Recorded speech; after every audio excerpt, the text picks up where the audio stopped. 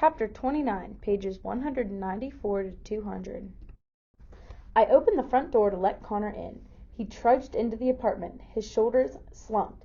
He looked so depressed I thought he might burst into tears. "Is everything okay?" I asked him. He shrugged, and I couldn't tell if it was a tic or if he was deliberately being invasive. He leaned against the wall, not looking at me, and let out a bark. "My parents are taking a big piece of fence out of the rodeo arena so that food trucks can get through. I've been working on that stupid report for language arts." He just stared at the kitchen floor. "Hey, guess the name of the band we got to play for the festival?" I said, hoping he'd snap out of whatever funk he was in. He shrugged again. "The Flap Jackaroos," I laughed.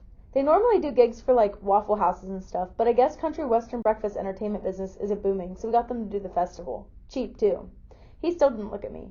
"Is everything okay with you and your mom?" I asked. He finally spoke. "Yeah." "Did something happen at school?" He didn't answer me. He barely shook his head, hoping I could cheer him up. I said, "I have a surprise for you." He followed me into the living room and sat on the edge of the small couch, my guitar at his feet. "Sit down," I motioned, with my head for him to sit beside me. He dropped his backpack on the floor and flopped down to the couch with a big, dramatic sigh. I plucked at the strings with my toes for a second and adjusted one of them. I took a deep breath, willed my pounding heart to slow down, and began to play.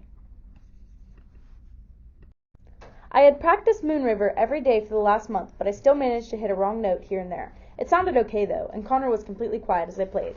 Completely quiet. When I finished, I looked at him. "You didn't take the whole time I was playing," I said, almost in a whisper. If I spoke any louder, it would shatter the fragile quiet, and Connor would unload all the tics he had bottled up while I played. I thought he would be so happy I'd finally played for him after all the times he had asked me, but I saw he had tears in his eyes. "Maybe you could bring the guitar to school and follow me around and play music everywhere I go." A single tear escaped and ran down his cheek. Then I could stop being a freak. In my whole life, I had seldom felt like I was missing out on anything by not having arms. Some only times I had ever wished for them were during those fleeting moments of frustration when my shirt caught around my neck or some insensitive person tossed something at me without thinking, only to have it bounce off my chest or head.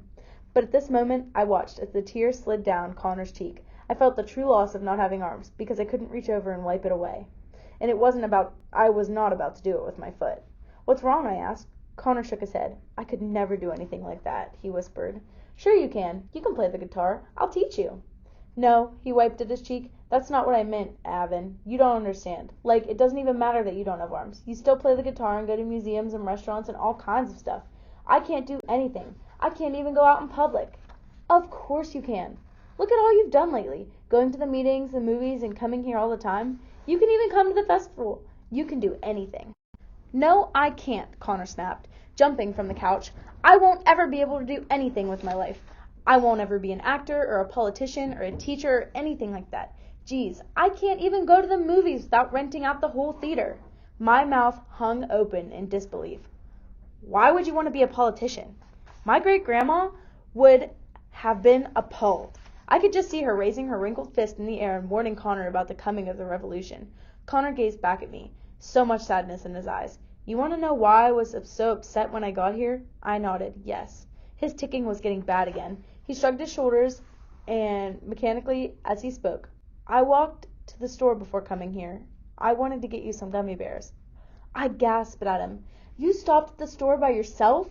For me? To get gummy bears?" I know it sounds silly, but to me, this was the equivalent of him going to Antarctica and back to bring me a feather from a penguin's butt. He struggled to get the words out. "I saw someone filming me on their phone." My stomach dropped like it did when I made a roller coaster. "What?" "Yeah, Avon. They were filming me. The freak." I shook my head slowly, not wanting to believe it. Maybe they were doing something else. "They weren't," he yelled. "You see, I can't do those things because I'm a freak, and next week I'll be on YouTube with a bunch of snarky comments about what a psycho I am. I'm never going out in public again. Not to school, not to the meetings, and I'm not going to your stupid festival."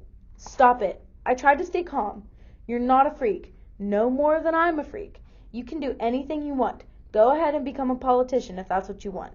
What's stopping you?" "This," he cried, and the ticking continued, unabated. I shook my head. "No, you're upset because some jerk with a cell phone. You can do anything, Connor."